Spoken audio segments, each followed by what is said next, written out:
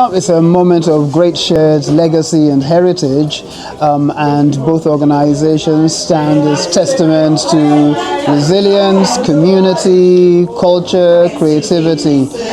There's a lot that's happened over the last 60 years, and it's really great that we are both celebrating this milestone together. The Africa Center and places like this matter because the people that we serve matter.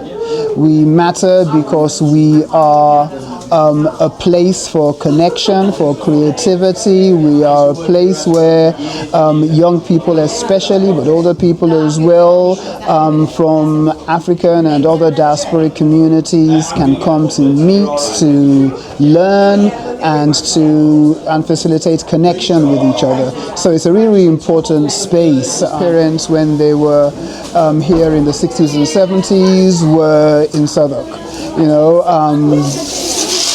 Places like Peckham are little Lagos. There are pockets of Africa all over, and the Caribbean all over Southwark. And people still, it's like a spiritual home, a spiritual and cultural home for many people in that sense. So it's shaped the way people relate to Africa. The perception people have of Africa is usually first made through the people that they meet in and around Southwark, and the history of Southwark, even going back to the 16th, 17th centuries, has African people from the docks, from the shipping yards and so on.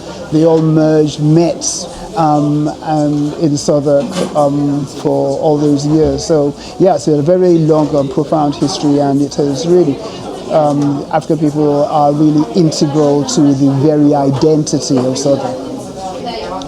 Well, the main difference are about culture and the inclusivity of culture that we have seen over that time. Previously, black people were seen as marginal to the life and to the history of Southwark. But in the last 60 years, culturally, creatively, economically, spiritually, given the proliferation of African churches that we have in the area, it's made a profound difference and continues to do so. By doing more of what it's already doing. It's an exemplar council in many ways, in political representation, in grassroots connectivity to the seat of power. So that's really, really exemplary.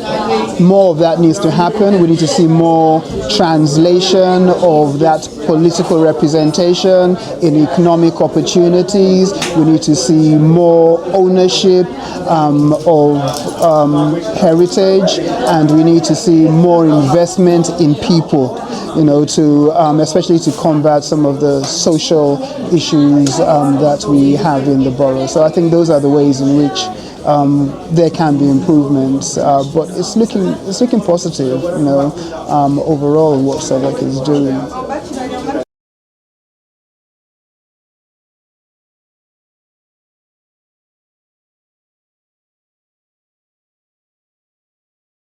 I think there's always been, historically a very strong association between LGBT communities and the arts and artistic communities and theatre. And I think you really see that in Southwark, a place that is very associated with theatre and culture and kind of counterculture.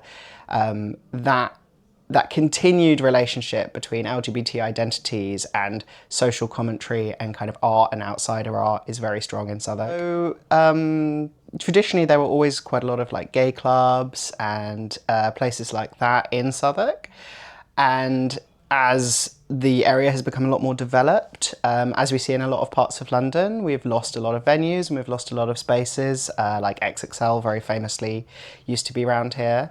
But I would say in the last kind of 5 to 10 years, what we have seen in Southwark is the growth of a lot more queer community spaces run by and for people in the queer community, kind of meeting our needs. So places like us as a sort of community centre, also like the Outside Project down on Lant Street.